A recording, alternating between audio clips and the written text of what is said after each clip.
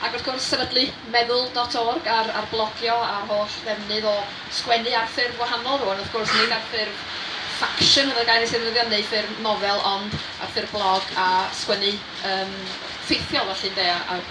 Felly Manon, os ti'n sôn dweud dipyn bach am sut gychwynnodd y blog a'r wefan a sut ydych chi'n cael eich cyfranwyr a jyst yn gyffredinol?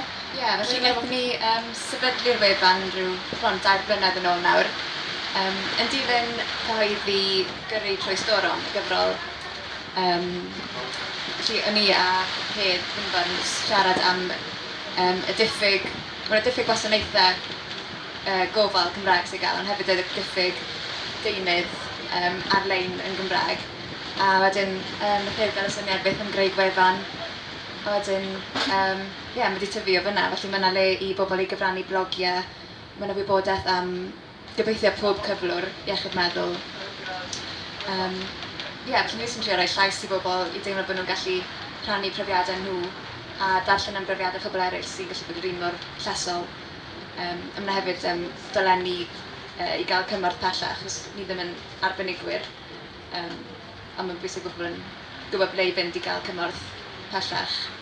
O ran derbyn cyfraniadau, weithiau dyn ni'n cysylltu gyda pobl yn uniongyrchol yn gofyn fydd y diddordeb gyda nhw i gyfrannu. Neu yn amlach yn ffeidio mae pobl yn dod ato ni eisiau cyfrannu, eisiau rhannu profiadau, a mae'n gallu gwneud hynny yn dienw neu beidio. Felly mae dyn ni bron dros 100 o gyfraniadau blog erbyn hyn sy'n dangos bod pobl yn gwerthfawrogi y cyfle i gallu rhannu profiadau a gallu gwneud hynny'n Gymraeg hefyd. Sut fath o ymateb ydych chi'n cael? Mae'n anhygoel y gwir. Pan o'n i'n dechrau'r wefan, nath ni roed feddwl byddwn ni wedi tyfu mor fawr a byddai gymaint o bobl eisiau rhannu profiadau, achos cyn hynny mae'n sicr do'n i ddim yn mor agored am profiadau i, a fi'n gwybod mae yna bobl eraill sy'n felly'n fwy agored oherwydd y wefan. A fi'n gwybod mae fel Eden wedi creu y crysau i gefnogi ni, a mae'n anhygoel gallu gweld pobl yn gwisgo'r crysau gwmpas y maes. Mae'n gefnogaeth yn dda, Wyt ti i alla cyhoeddi profiadau ar ffurf print? Dwi'n meddwl falle mae mwy o reolaeth gyda chi os chi'n cyhoeddi blog. Falle mae'n gallu bod yn fwy personol. A wedyn falle bod cyfrol yn cyrraedd fwy o bobl. Ond mae'n le i ddau, fi'n credu. Na, mae'n wir.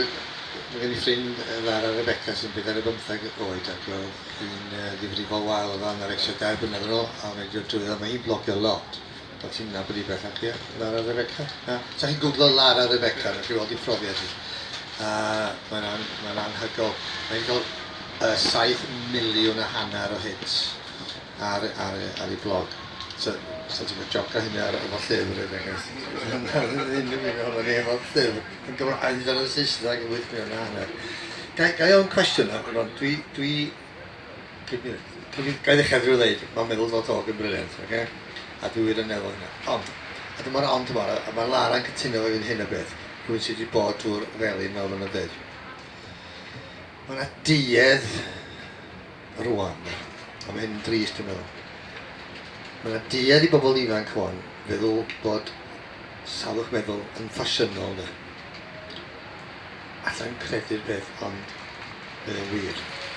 Lle mae rhywun yn gallu dweud, ni'n hapus echddoe, ni'n drist ddoe, mae rhaid bod fi'n bipolar. Neu, god, dwi'n obsesiwn o chwarae gitar, dwi'n meddwl bod fi'n autistig. Mae yna fel chwarae cardiau bod yn trympio a gilydd, a mae hynna'n bodoli ar iardiau ysgol, gyffredin iawn. Be mae hynna'n neud wrth gwrs ydy tynnu o ddiwrth yr hyn sydd wirioneddol yn wael. Achos mae'n difrio'r pethau dwi'n gwir, yn dydi. A dyna dwi'n boeni yna, ond dim beirniadaeth ar y wefan o gwbl yna, jyst dweud mae hynna yn digwydd. A mae yna berig wedyn, i ni wedi cyfeiriad hollol wahanol, i cyfeiriad ffug, os mae'n neud i, rhyw lwybr periglus iawn, dwi'n meddwl, os dwi'n ffasiynol. Dwi'n meddwl, dwi'n siŵr am ffasiynol, ond mae'n broblem bod pobl yn defnyddio termau fel OCD neu bipolar fel ansoddeiriau yn hytrach na fel enwau ar gyflyrau. Dwi'n siŵr am bobl ifanc yn defnyddio snarach meddwl i fod yn ffasiynol. Mae yna rei, wir sy'n wedi cyfarfod, na wir, dwi'n wir. A lle bod gair ffasiynol yn falle'n anghywir, ond... Dim ond os ydyn nhw, y peth bwysig ydy bod ni'n trafod ydy. A sy'n rhaid chi, na darllen y llyfr, dwi wedi cael pobl yn dod ata fi, ti wedi sgwennu llyfr, a wedi rhyw cod wydioeth, o dwi wedi bod trwy hynna beth bynnag sy'n cychwyn sgwrs, de. A wedyn, dwi'n meddwl bod o'n bwysig cymryd bob cyfeiriad o ddifri, a wedyn bod yr hyn sy'n angen help yn cael yr help, a bod jyst siarad amdano fo. A jyst i fynd yn ôl beth o'n i'n gyfrol yna gyna, y ffaith bod chi rwan yn gallu darllen yn y famiaeth ynde, a bod ydy hwnne yn ei hun yn gymorth i bynnag sydd yn sgwennu neu yn darllen bod nhw'n gallu mynegu yn i'w dewis iaith. Eri yn sicr, pan fi'n darllen pethau yn Gymraeg, mae'n teimlo lot fwy personol a agos ato chi.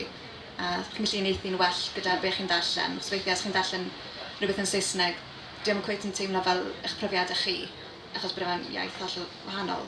A hefyd yr un peth gyda gwasanaethau Iechyd Meddwl, mae yna fyd o wahaniaeth rhwng cael cymorth yn Gymraeg a chael cymorth yn Saesneg. Mae fasad y rhwystyr yna, bod iaith yn rhwystyr a chi'n cyfieithu popeth. Beth arall, os ofyn